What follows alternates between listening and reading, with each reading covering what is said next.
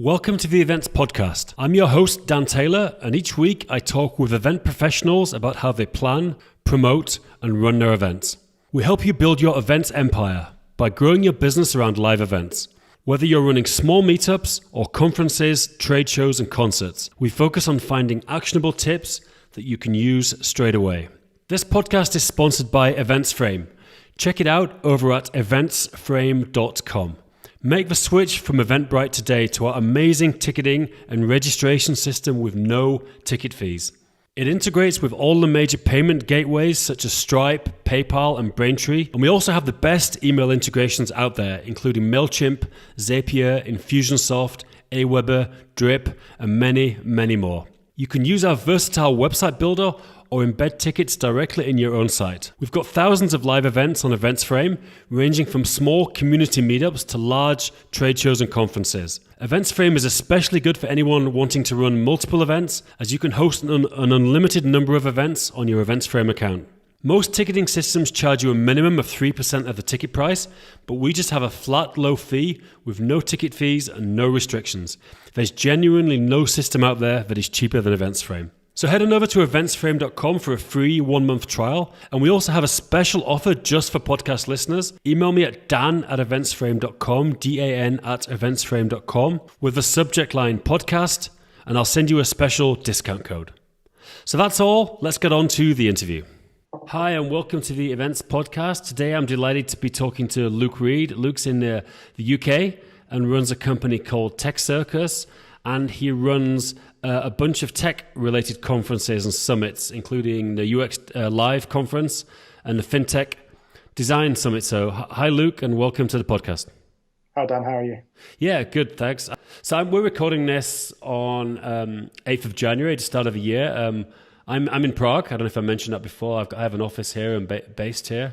Well, I'm curious, whereabouts in London are you?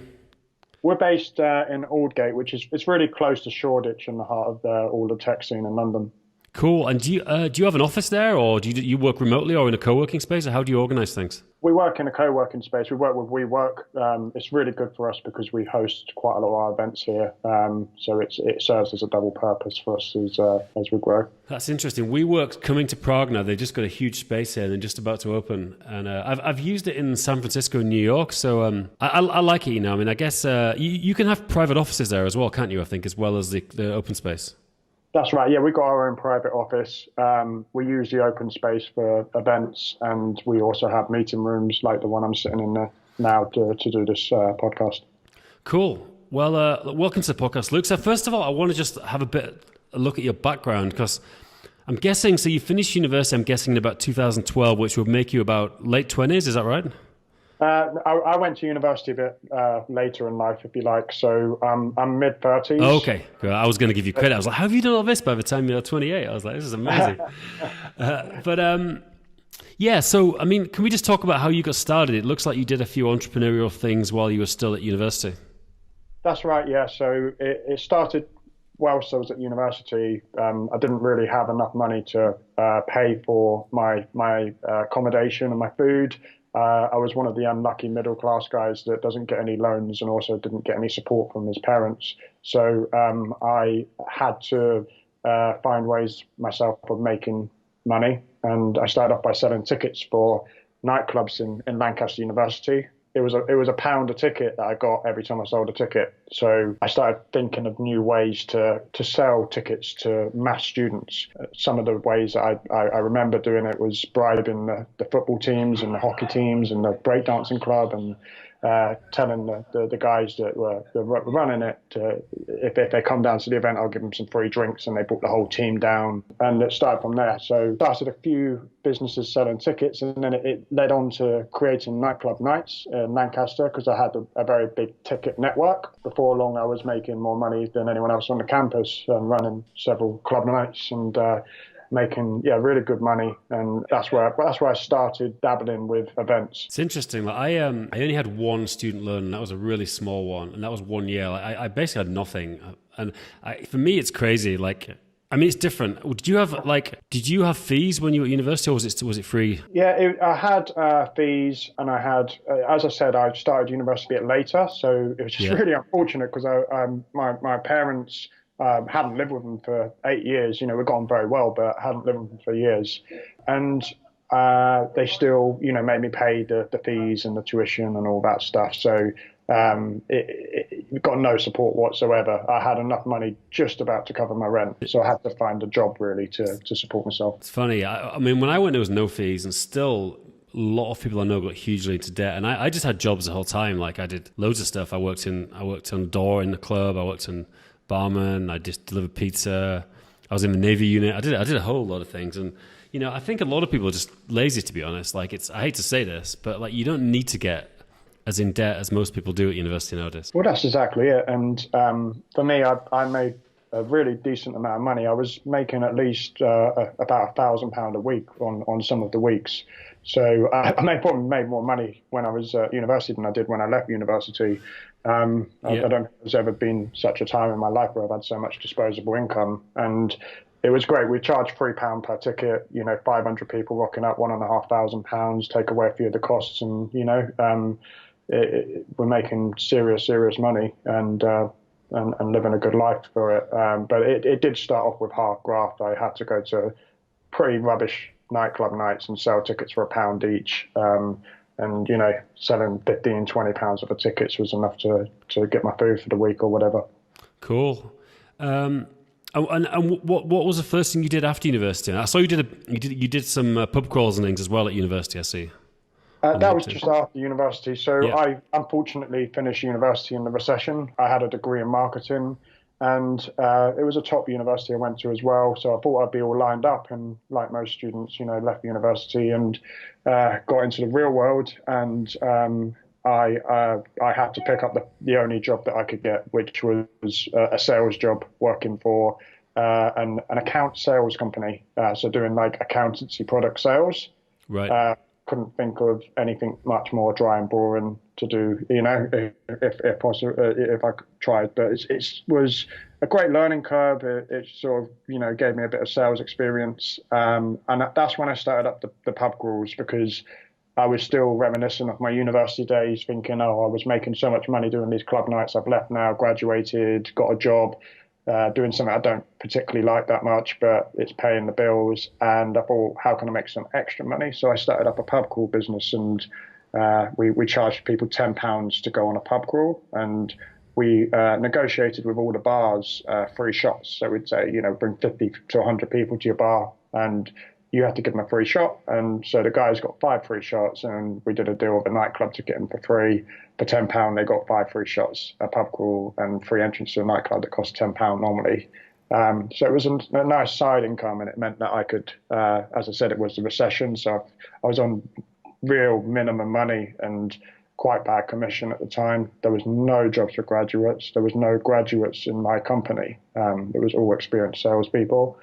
I was very lucky to get through the doors, and grafting and phoning people up and selling stuff cold for a year or so. Yeah, well, I mean, a couple of things. Firstly, like selling experience is the best. Like, I got some early sales experience, and even though I generally hated it, it is still any sales experience you can get. Like, especially like old school telesales, or I've never done it, but I've got friends that have done door-to-door sales and these kind of old school things. Even though it's like a horrible thing to do, like it's great for learning sales and learning any business stuff, because you just get really good at dealing with rejection and overcoming objections. Yeah, absolutely. It's I think it's a good foundation, and it teaches you a work ethic that you've got to work really hard. You've got to knock as many doors as possible in order to get somewhere. And it's certainly it's a painful experience going through cold calling and phoning hundreds of people per day. It does really teach you how to make business from nothing, how to make money from nothing, really. It's funny. Well, I think I'd rather do that than your other job, because I know some people in Prague that do these pub calls, and I'm like, that just looks like hell. I mean, I'm sure it'd be fun for a week, but it's just, you see these guys in Prague, and it's just awful. Like, I would hate to have to deal with them. I really would hate it. Yeah. It was, to be honest, it wasn't as glamorous as it sounds. No, it doesn't sound glamorous, trust me. Yeah, taking people on pub crawls after working for a full week and not having a weekend and then having to go out with them till late. It's exhausting dealing with drunk people all the time. It did make good money again. We were doing 500 quid a night on £1,000 a weekend. So it was a nice little business, but it was a means to an end, really. I know the guy in Prague has ended up starting his own bar. He was doing that well. He just figured out that he might as well funnel them all into his place at the end of the night. So he did a bunch of these pub crawls. Now he just has his own pub, and that's where they end up. Yeah, there's definitely some money in it. It is B2C, and it's essentially you're trying to take money of the ordinary working man, but there is money in it, and I like the concept of, again, creating something from nothing. We didn't have a product, we didn't have any money, we didn't have any investment, and we just went round to all the local hostels, knocking on the doors, saying the pub crawl's on, a few makeshift posters, and giving some commission to the guys on the reception at the hostels in Manchester. And yeah, it worked well. It was the only pub crawl there was up there for tourists, and it was a good time for me because I was essentially going out, having my social life with people on the pub crawl, going out, and having fun when I was young, and getting paid for it at the same time. It was two birds with one stone, if you like. Yeah, sure.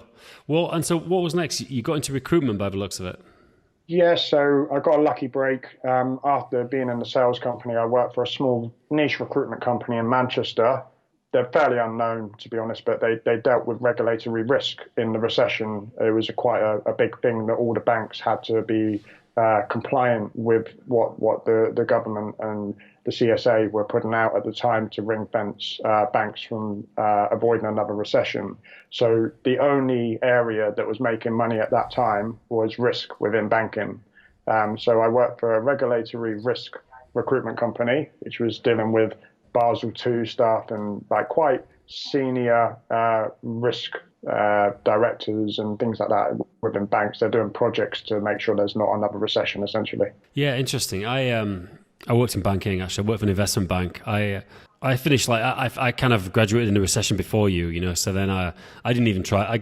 I said I'm not even going to try to get a job. I just went traveling and just disappeared under the radar for 2 years, and then went all around the world, Asia and Australia and New Zealand and the US, and turned up, and by the time I got back, the recession had gone. That was my strategy for dealing with it. It was lucky, though, because it could have kept going longer, and then I would have been really screwed. At the time, it was a really nice job. I mean, it was a completely different place to where I was working in the accountancy sales firm. These guys treated us well. There was decent working hours. We had freedom to build our own business and to meet our own clients. There was really senior professionals that I was dealing with, and that was really nice to be able to speak to people at a very high level and to place them in jobs. They took us skiing on work incentives, and our Christmas party, involved going bowling, having a posh suit and tie do. Whereas when we were with the accountancy firm, they didn't care at all. It was literally, Christmas party was 2 drinks in the pub, and there was no fancy trips or nights out or anything like that. It was completely the opposite. So I did enjoy working in recruitment, and I learned from some really good people how to be a great recruiter. It's interesting. Yeah, my first business was a recruitment agency. I started one in Prague called Dunross Recruitment, which is still going, actually. I started it with a really good friend of mine, and it worked out quite well. I ended up selling my share to the manager, who's a Czech woman, and she runs it together with Mike, my friend. So, who I'm seeing tomorrow, actually, funnily enough. But it was cool, although I didn't like the business, I liked it because I got a lot of sales experience. I guess if I'd have done what you did and taken a job in it first, I think that's a good way to do it, because you can figure out, someone else can train you basically while you're getting paid.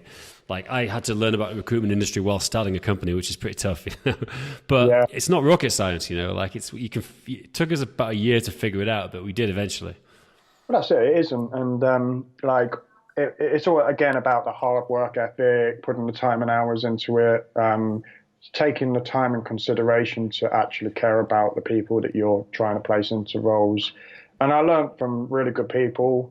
Luckily, I wasn't in a kind of KPI-driven, hard sales environment. It was much more of a consultative, knowledgeable, let's go and meet people and place them in really high-end roles environment. And the fees were really big. It was very different, from, as I said, from doing the cold call and accountancy software side of things. It was a big step up. So it was a great learning pad to do some high-end consultative stuff. And I guess you got a percentage of the commission as a recruitment agent there. Yeah, again, unfortunately, it was recession. So the agency that I worked for had 100 people before the recession, and then it got cut down to 4 people. Right. So it wiped out the entire recruitment agency. And I was one of the new guys that just, had good sales experience, cold calling experience. I was probably one of the best people out there at the time because most people couldn't even get a job. They took me on as a kind of guy that would help them out and build the accounts and stuff. So commission wise, it wasn't incredible. It was better than the job I was in previously. A few years after that, if I'd stayed with them, the commission obviously would have risen a lot as the economy grew. Sure. So what was next for you then? So after doing this recruitment malarkey, I looked at it and I thought I can do this myself. And I just thought, I think if I worked at home doing the same thing and picking up the phone and trying to make money, I would be able to do this. Didn't seem to me to be that many barriers to entry. The placement fees were all permanent, so you'd get the money after placing somebody. All I really needed was enough money in the bank to last for 3 or 4 months.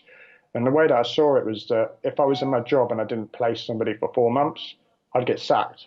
So what would be the difference if I did it at home working for myself? I would have to go and work back in recruitment. That's the worst case scenario. And, recruiters in demand, it wasn't that hard to get another job after that. So exactly. And if you're dealing with like professionals, let's say if you're getting, just to guess numbers, like he's getting 15% and you're placing people on £50,000 a year, you can make £7,500 for one placement, if you've got the right level. Yeah, absolutely. So, I feel that it was a great way to make money. The one thing that you don't realize, especially when you're starting up a recruitment company, is there's another 25,000 companies doing this. Exactly. It's got the lowest barrier to entry of any business in the world. So it takes real effort to start one up, and I learned that quite quickly. Yeah. Were you just like sending candidates on spec to companies when you got started then? So when I started, it was a bit of a weird one. I didn't have much experience in recruitment, in all honesty. I was very lucky to be taught by extremely good people, but I had almost a year and a half working for other people in recruitment. So in terms of most people that start up a recruitment company, they probably would have got to managerial level or director level and then took the dip. But I think for me, it was just a case of I had nothing to lose. And I just knew that even if I made a few placements a year, I'd be on quite a lot more money than what I was on anyway with senior candidates. So I just figured it out and thought, there's the worst case scenario for me is that I could end back up as a recruiter rather than owning my own company. So let's give it a shot. So I used the money that I had from my bar crawl. And at the time, my flatmate was also a recruiter. So I set up a recruitment business and he joined in a few months later. Together, we started to, take on as many jobs as possible. And I think within 3 months, we made 40 or 50,000 pounds. Right. Wow. Cool. So what was next? Like this is where we started getting into events, I guess, which is the main thing we're going to talk about. Was that what was next? Not quite, but so we started off doing recruitment for salespeople, realized there wasn't much money in it, and moved into digital. Then I set up a UX recruitment team for user experience people. Yep. We realized that most of the market was in London and not in Manchester. So I moved to London and created a very big recruitment company for the age that I was and the point in my career. We had 15 people working for us. Wow. And we're turning over hundreds and hundreds of thousands of pounds.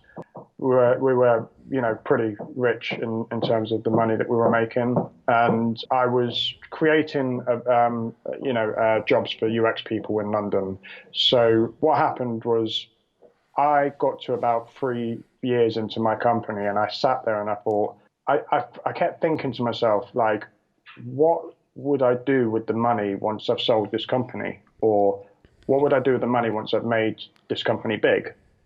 And one day it just clicked and I just thought, why don't I just do this now? Why am I waiting to sell this company? Or why am I waiting to make this much money to do something that I'm really, really, really passionate about?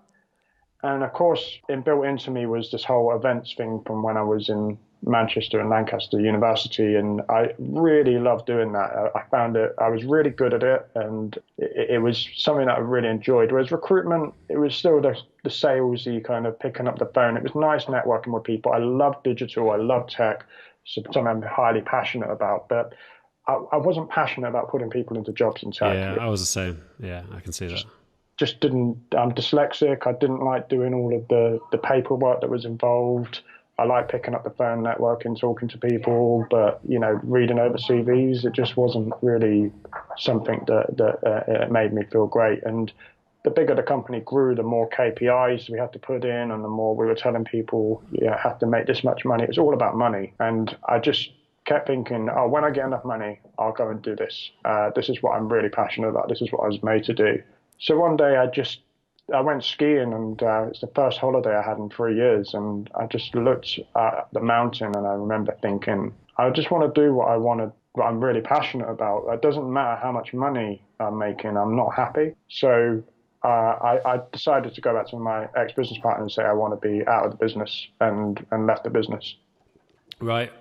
And did you get any kind of payoff, or did you just walk away and say, "Look, I'm just walking away. I want to do my own thing"? It was very messy. Right, it happens sometimes. I mean, I think I kind of tell my story, and when I talk to other people, I realize how lucky I was that we just stayed friends, and I made a bit of money out of it, and we shook hands and walked away. I think that's the exception, when I talk to more people, realistically. Yeah, I basically in the end got quite complicated, and I took a certain amount of money that we had in the bank, but it was nowhere near the worth of the company. It was nowhere near. It was nothing. It was barely enough to start up another business, but it was enough to probably keep me going for 6 months afterwards, basically. Yeah. So it was a bit of a difficult one because of being through a lot with it, but I made that decision. I decided that it wasn't all about money for me, and I had to deal with those consequences, that I'm going to walk away from something that would make me millions of pounds and into something that I had no idea what was going to happen with it. So you had no idea what kind of events you were going to run or anything? You just left and thought you'd figure it out? Kind of, yeah. I mean, I had an idea, but the ideas I had were quite a lot of ideas rather than just one. So I had ideas doing speed dating events. I had ideas for doing boat parties. I had ideas of doing these tech networking events. I had ideas for all these different things. And I thought the best way of doing it is just to go out there and try different aspects and see what would suit me, and where I could make the most money, and where I could basically do the things that I really enjoyed doing. Definitely. So what did you do first? This was a company, Twisted Lemon, you started, is that right? That's right, yeah. So with the money that I had left over from the recruitment sale shares, there was enough money there for me to start up Twisted Lemon. And what happened was I was trying to connect the dots of everything I've done in the past, and I thought staff retention is a massive thing. Recruitment's one thing, but not many people work on their staff. So I set up an events company that did staff retention events. Essentially, you could bring in anything you wanted into your office. You could bring in massages, you could bring in cocktail bars, barbers, wet shave artists, molecule cocktail classes, you name it, we did it. And it was really popular, really, really, really popular. At the same time, I set up a few other smaller events, and one of them was using my UX network that I had from Blue Digital, the recruitment company I work for. And I used that network just to create something that I saw was missing in the market, which was a networking event for UX people that was run professionally and independently. Right. So I started that, and I did both of them at once. Twisted Lemon was my main events company. The UX Crunch, as we call it now, was a meetup that made a bit of side money, but also kept me connected with all the guys I met in recruitment and kept my network going. And it was fun, and it was kind of like a hobby that made a bit of money and also did really good things for the community. So it was killing 3 birds with one stone, if you like. So to cut a long story short, because it's quite a long story, with Twisted Lemon, it was really successful. We had all the biggest companies like Booking.com, everybody decided to use us. But the manual labor involved in doing these events was ridiculous, and the amount of And equipment. this was just you, Bobby. Were you doing everything? You doing the sales? You were running the events? We managed to get up to 4 members of staff with it. We had a salesperson, an events coordinator, and a kind of general admin office sort of person. And we had a big office. And what was happening essentially is we were selling these things for like a couple of grand a piece, or a grand, or 500 quid. And because these companies would go out and try and find the cheapest thing all the time, they were always knocking us down on price. So we did deals with Arcadia where we did a cocktail bar for 5,000 people for the World Cup. And, you know, they would pay us like £2 per person or something, you know? So we'd have to try and get all the equipment, all the staff, everything, to have free drinks for £2 a person. It costs 30p a drink, so you're making £1 per person, you know, and it's very tight, hard margins.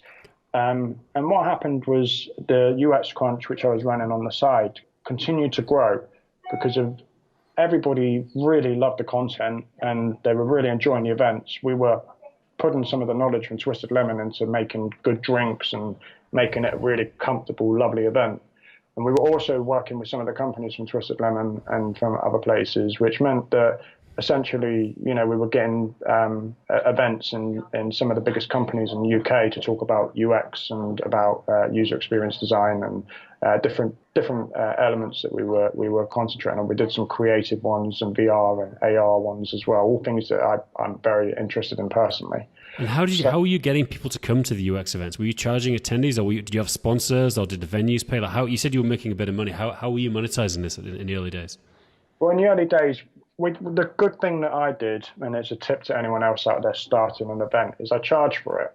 Yeah, and it's always the best way if you can get away with it, because if people don't come to free events, number one. 50% of people won't even show up. Exactly. You're so right. And, you know, our dropout rate on any event is zero, literally zero, because we know that when you charge for an event, we charge anywhere, even now when we're running these events, they're still happening. We charge anywhere from sort of £10 to £15 per head. That goes back into the event. It goes into pizza and drinks, and if not, into the staff that are sitting there all week running them. Yeah. What it does is you get the right sort of people coming, people that are invested in their education, people that care about learning and finding the right event and the right content. And those people tend to be high-end practitioners that are in the industry. When you're doing events for free, you'll just end up with a lot of recruitment companies come in, life coaches, you name it. Anybody will come for a free. A lot of business cards being handed out. So our business model was quite smart because we were charging people to go to meetups, and at the time in London there was no UX meetups. There was a couple of industry organisations such as UXPA and Interaction Design, but we were the only UX meetup out there. It was before Meetup becomes such a big thing, really. Yeah. So we were the first one, and we're also the first one to charge. So all of a sudden, everyone's like, which Meetup should I go to out of the three? You know, the one that's 15 quid or the one that's free? And everybody, of course, chose the 15, 20, 10. Felt that it was a better event. It was a better use of their time. So we built up a huge network. And then what happened was, as time went on, I looked at Twisted Lemon, and we were doing these events. It was costing us quite a lot of money, and we had all these staff, and we had to scale it up would have been very difficult. And I had to make a horrible choice, but it got to the point where I completely ran out of money, and I had nothing. Right. And I had a choice. It was quite an easy choice, but it was to keep Twisted Lemon and just try and make it work, or let go of it and sell all the equipment and sell all of the stuff and let go of all the staff. So, and focus more on this side business that I had, which was making good money, had lots of people come in, and it just wasn't, at the time, it didn't feel as sexy as Twisted Lemon, you know, doing meetups. You know, I didn't want to be a professional meetup guy. Yeah. I wanted to run the Uber of staff retention, and you know, I had these big ambitions. So I had to just look at it and go, look, the overheads to run these meetups are really low, and the income on them is really quite high. It's enough to pay my wage. Whereas these events I'm doing with Twisted Lemon are costing more than it takes to run them most of the time. The margins are quite tight, and we really need a lot of people and a lot of space and a lot of warehouse and a lot of equipment to make it all work, and we just don't have those funds. So I decided, and it was a really hard decision, but I decided to fold the whole Twisted Lemon thing in, even though we were working with Booking.com, with Arcadia, all the biggest brands in the UK. And I even had like investors ready to invest in it. And, I was ready to take it really big. And I went and met investors, and they said, like, there were two separate companies, and they said, what's the other company you do? And I showed them, and they went, that's the one I want to invest in, low overheads, making loads of money, you're getting a following.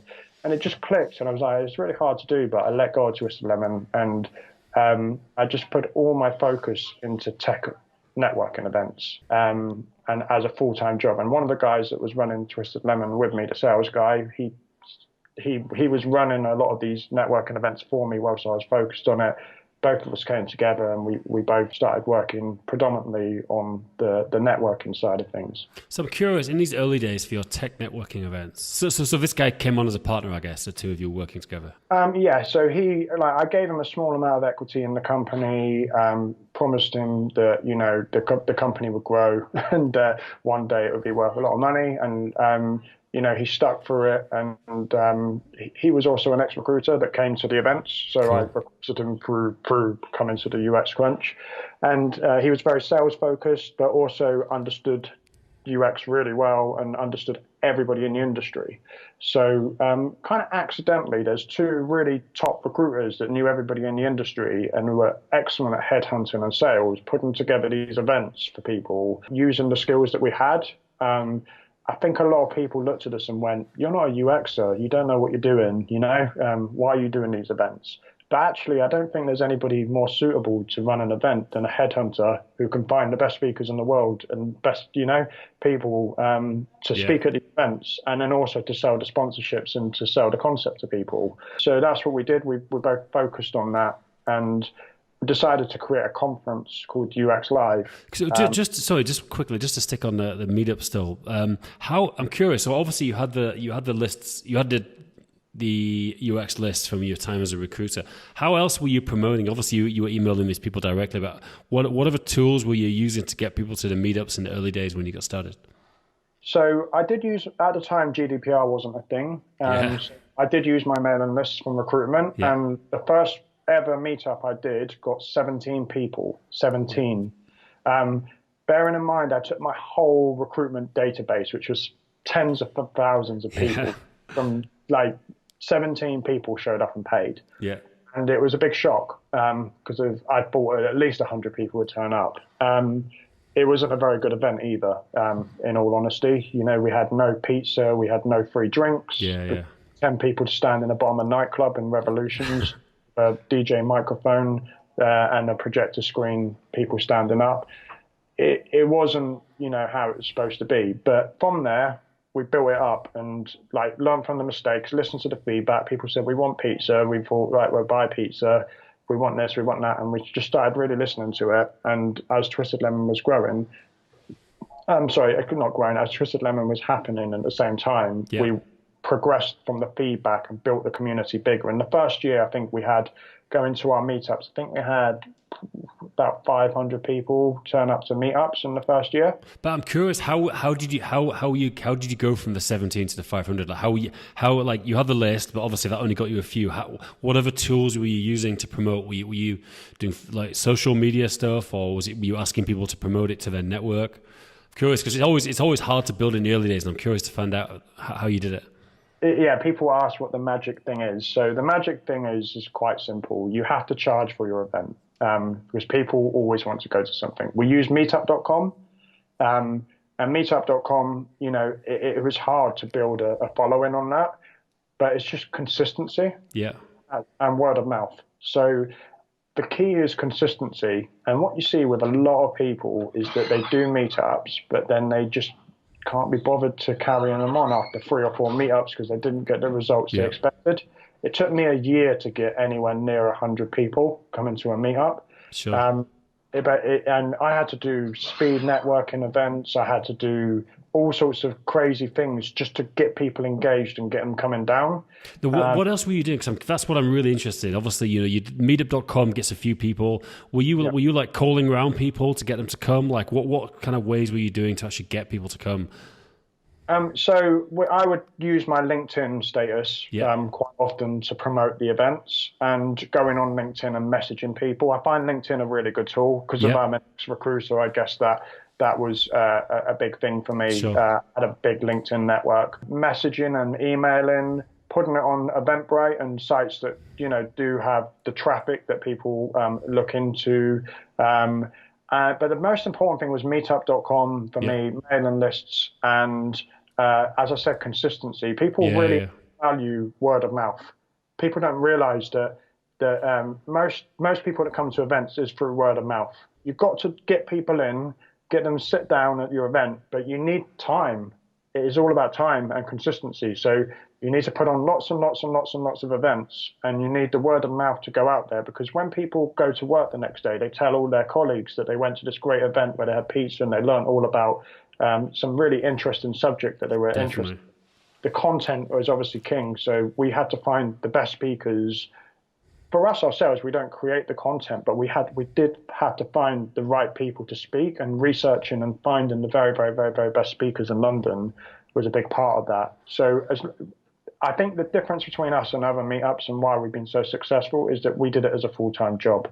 We did it consistently, and we worked really hard on it. We listened to everyone's feedback, and we kept going and kept going through all the hard times. I've seen so many new meetups starting in London, copying what we're doing, and they literally do copy. They go to the same venues, they try and take the same speakers, and it flops after 3 or 4 months. And the reason why is, one, they don't charge for it, so you get a load of crap people going to it, basically. And if those people go into it, who wants to network with a load of people that aren't in the industry and sold to by a load of recruiters and life coaches? They want to be with the best people. They want to be with the A players of the industry for the networking purposes. And secondly, it takes a lot of time to make these things.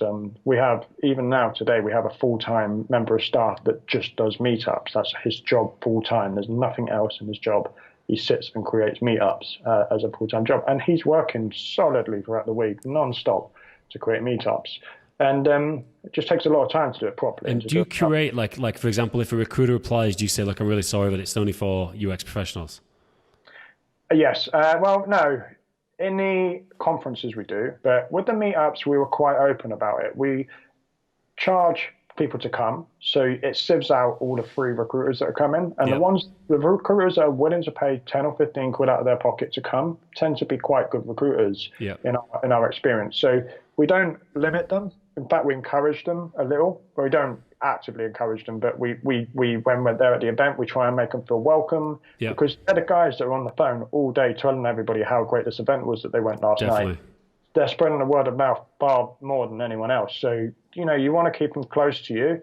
We don't want it to be a sales-focused event. I find in general we get about 2-3% recruiters and, people that aren't UX people. It's a good point. Like a good recruiter, like they're desperate because, recruiters are always a bit like, because, I used to be an SAP consultant. I worked with a lot of recruiters and they're always a bit paranoid that they don't know enough about the tech. So if they can impress the UX guys that they know about a cool meetup, they'll be desperate to tell them about it, to give them some good information.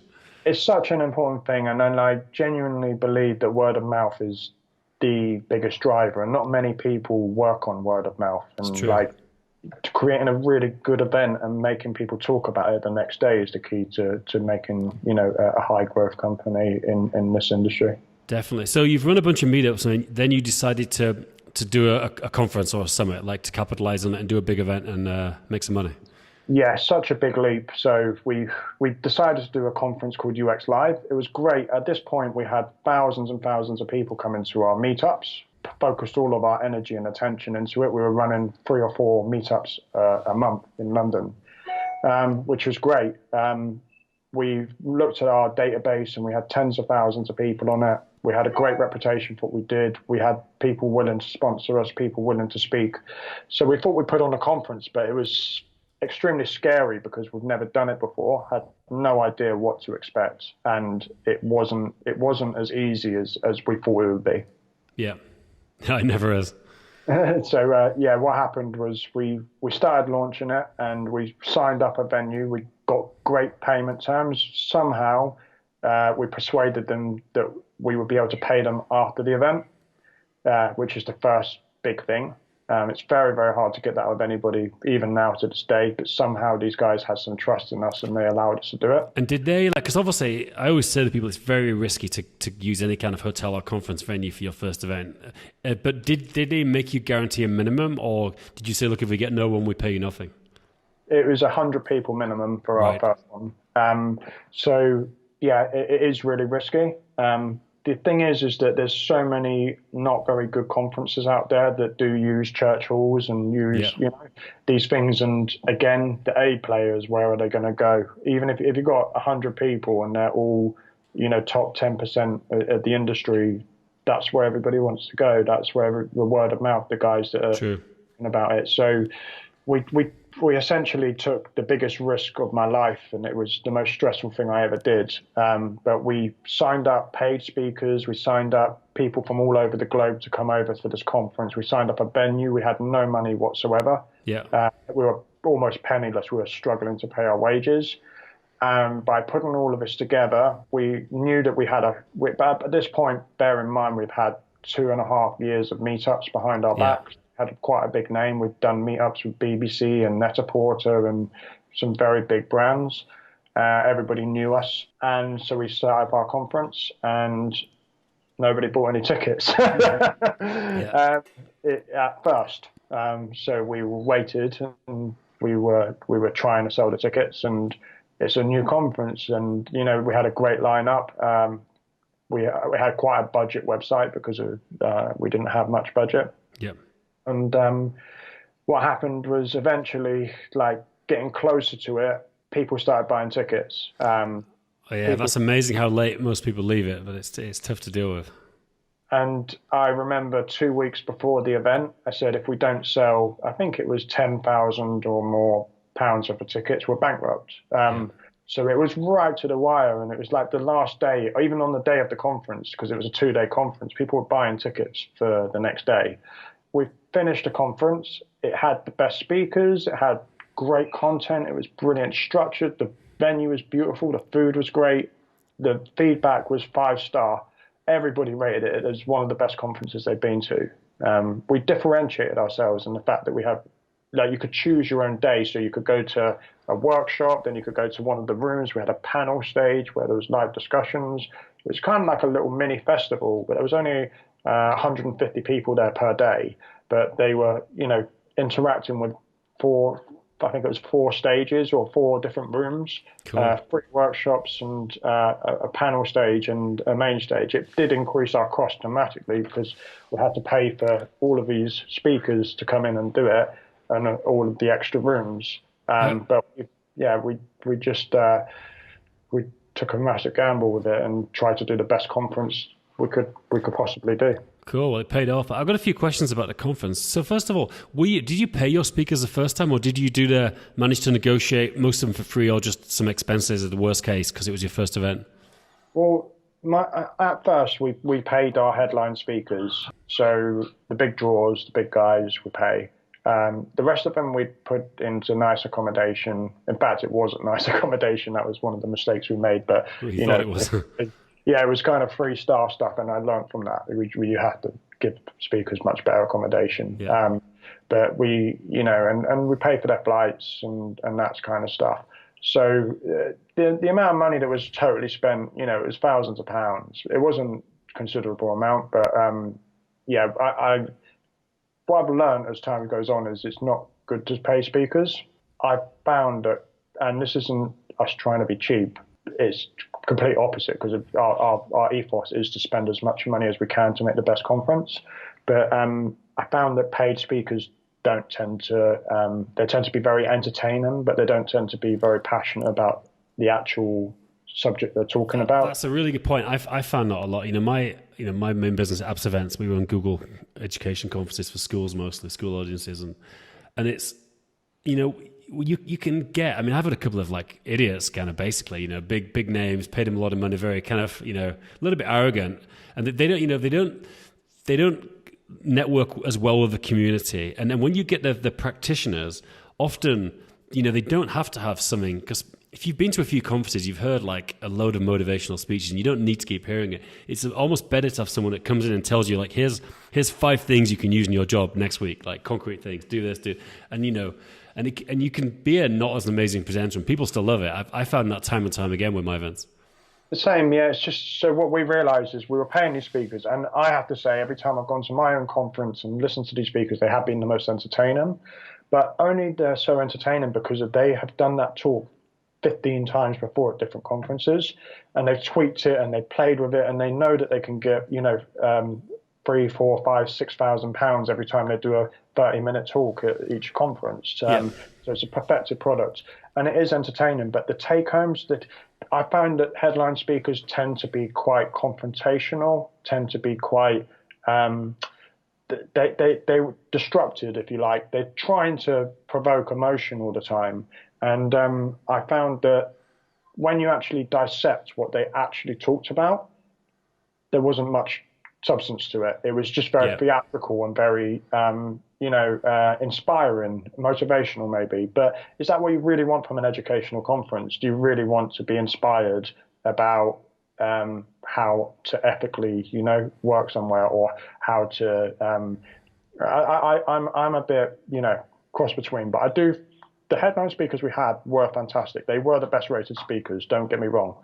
I just when I look at it, I don't think you get as many good take homes. And I think for the money that you spend on them, you could have a lot more better speakers from top companies. Put them in beautiful hotel with a lovely flight across from America or from wherever, and treat them really well. And you could have a much better passionate person who's there to talk about the industry they love, rather than someone that's there for a picture.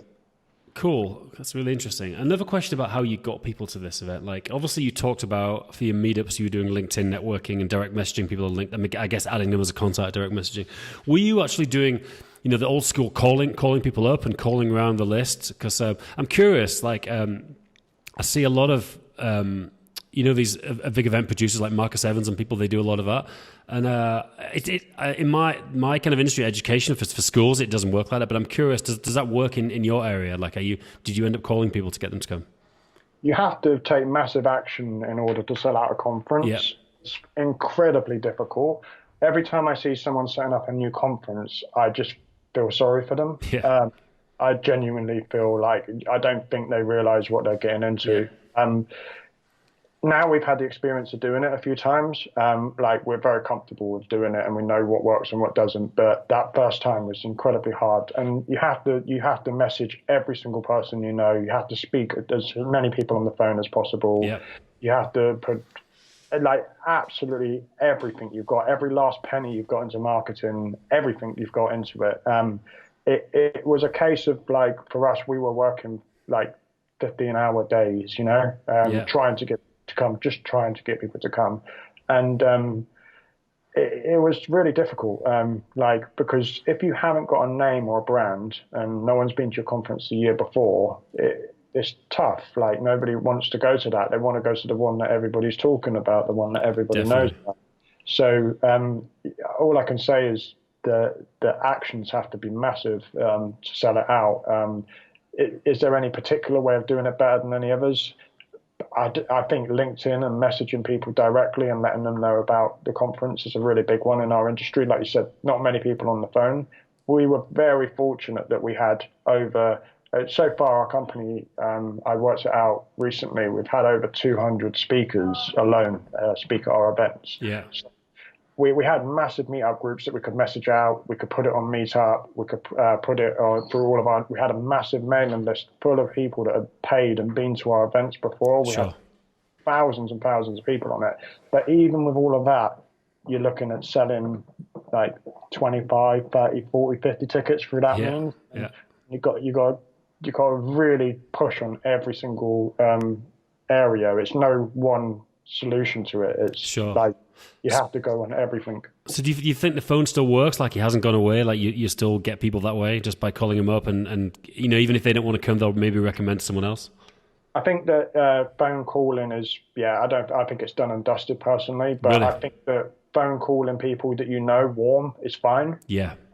But phone cold calling people, I don't know, like, as we scale and grow, I probably will get people in that phone people up, but I think it would always be on a warm basis that they've had a conversation on LinkedIn before, Yeah, yeah, yeah. some sort of met them at an event or something, or they've spoke. And because we've got quite a large database and everyone knows us, I think all of our leads will be warm anyway. Everybody already pretty much knows us, but cold So, calling people out the blues a little bit irritating, it's funny and how it's, quick it's changed, isn't it? Because like I reckon, I'm trying to think.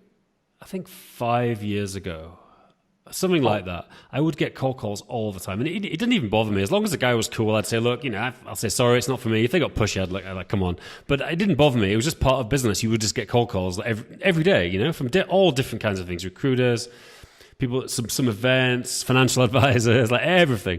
Now I don't get any cold calls. Like you're right, it's changed like in a few years. And now it seems rude if someone calls you up cold. I find it quite desperate. That's my thing. And, when you're running a big event like ours, we're supposed to be a really high class, great event for A players in the industry. People phoning you up trying to sell you tickets isn't great. What we do is we message everybody and let them know about it and say, look, you're in my network. I'll offer you a discount, or I'll offer you something, in order to get them enticed to come. But again, even with discounts, we're quite stingy with them. It's like 10% or something quite small because we don't want to devalue the event and come across desperate. Definitely. And when you say messaging, you mean LinkedIn? You're messaging them on LinkedIn. You've added them as a connection and you're messaging them on LinkedIn. That's right, yeah. So just going through the whole network and messaging them one by one and letting them know about it, people that are relevant and people that luckily, as I said, for us, we do so many events that everyone knows us. They've been to our events. We've had, this year alone, we've had 5,000 people attend events. So it's a big chunk of the industry already know us. And if they don't know us, they're heard of us for sure. So it's, it is the way. But I guess that's probably the next stage of the journey is to talk about is that once we set up UX Live, we then set up another conference called FinTech Design Summit. And just to point out, UX Live was a success in terms of content, a failure in terms of making profits. We had to take a loan out afterwards to survive because it drained so much money and time. Yeah. And I remember being at the speaker's dinner and everybody was like, Luke, they were buzzing from how great the conference was. And I was sat there with my hands in my head just going, I don't know how I'm going to get through Christmas. Like, I don't know how I'm going to survive, because we still. But did you know you wanted to continue, or did you think maybe you would just go back to doing your in-office events? Oh, no, definitely continue because, you put so much time and investment into getting a great conference out there. The last thing you want is to then waste that opportunity. Next year it's going to double up or get bigger. Exactly. You're onto something. So it's just about trying to find the money from every credit card you've got, everything you've got to keep going for that next year until you get to the next conference. But what happened to us is that because it was such a good conference and it was such a good content, people were willing to sponsor us after the event. Right. And did you get any sponsors, like corporate sponsors for the event? Oh yeah, at every event we've got lots of sponsors. Yeah.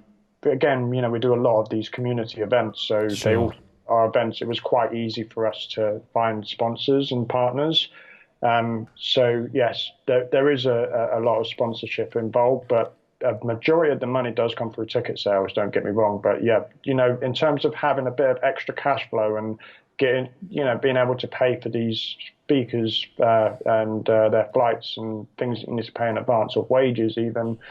Sponsors are key because they're the first people that are going to step up and go, yeah, we want to support you, especially if you give them a good deal on the package that they had the year before. Definitely. So that works, and we did something called, as we were doing the community events, we created a FinTech community event. It was so popular; it had 300 or 400 people turn up to it. By this point, our community events were getting 250, 300 people per event. They're selling out. We were trying to do 4 events a month. We're doing them in Manchester. We're doing them everywhere. And so it was getting really busy for us in general, and everything we were doing, our word of mouth was spreading. Everybody knew that our events were good. So we set up a FinTech Design Summit. on the basis that we did this meetup that had 300 people turn up to it about the design of fintech. And we just thought, we've got to make a conference. We've got to be first to market as quickly as possible. Plus, we need to make money. So, we need to do something. So we put it on, and that was a roaring success. We made lots of profit.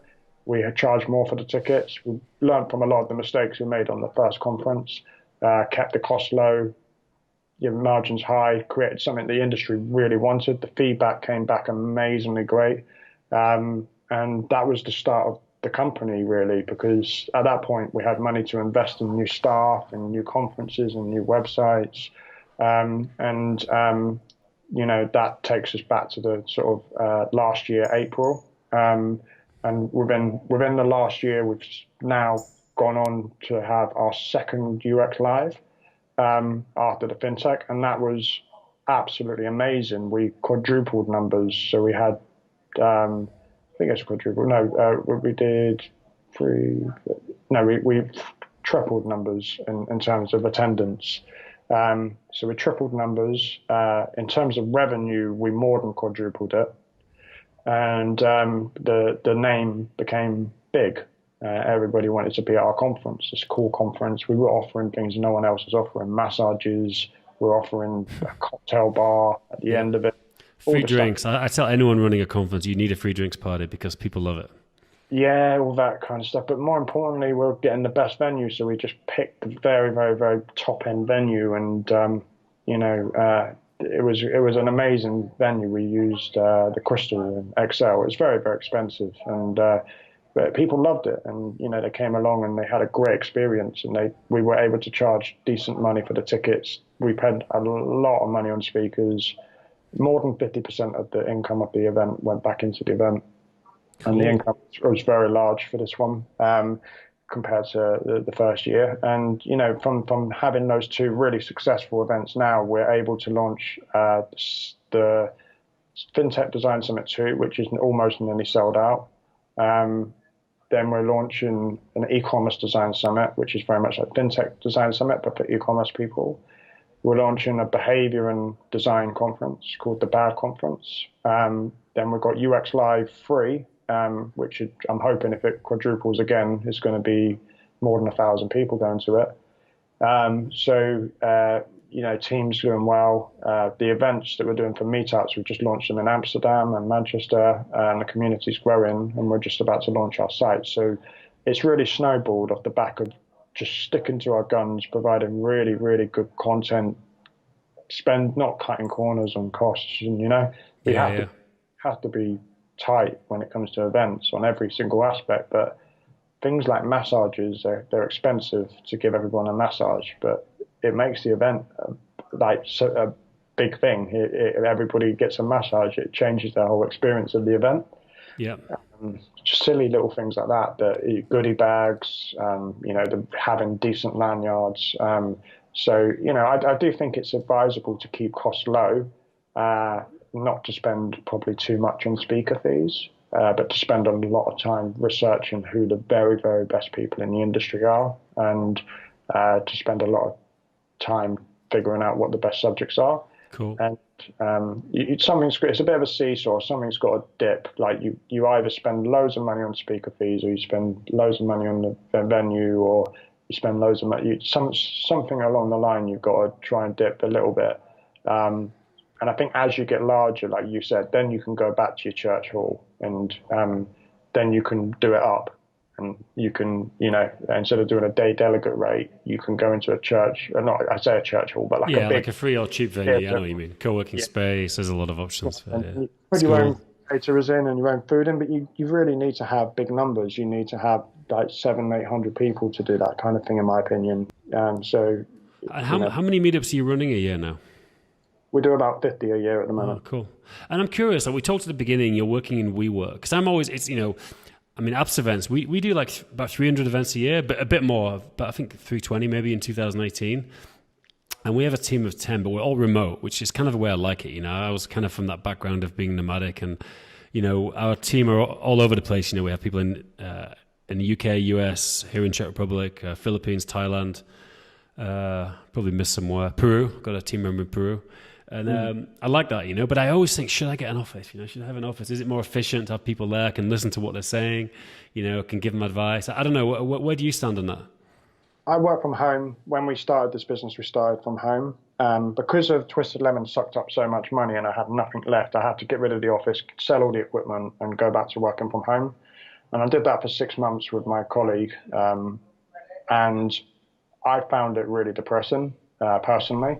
I know a lot of people love working from home, but I found it quite lonely. I found it not very motivating, getting up and walking into the next room and doing work. I didn't feel like it's a place for a high growth business. It's probably great for people that have children and, there's lots of benefits. Oh, no, it's the opposite. I've got a young child now. So, but interestingly, I don't do either. I have an office, but it's just for me, and I should send you pictures. I've optimized this. I've got the whole wall is whiteboards on two sides. I've got standing desk, sitting desk, meeting room. I've got my chill out room with my guitars. This is my man cave, but I get so much work done here, I love it. And that's kind of my halfway house. I have meetings here sometime, but 90% of the time it's just me. I think it's very different for different people. Yeah. And I've got people that I work with in my team now work better from home. I still ask them to come to the office because I believe having a buzz and having that office buzz does give it extra energy to everybody. Yeah. But there are a lot of distractions in an office. So our marketing manager has a lot of administrative sort of copy to do all the time, and when you've got 4 people around you talking on the phones and stuff, it can be very distracting.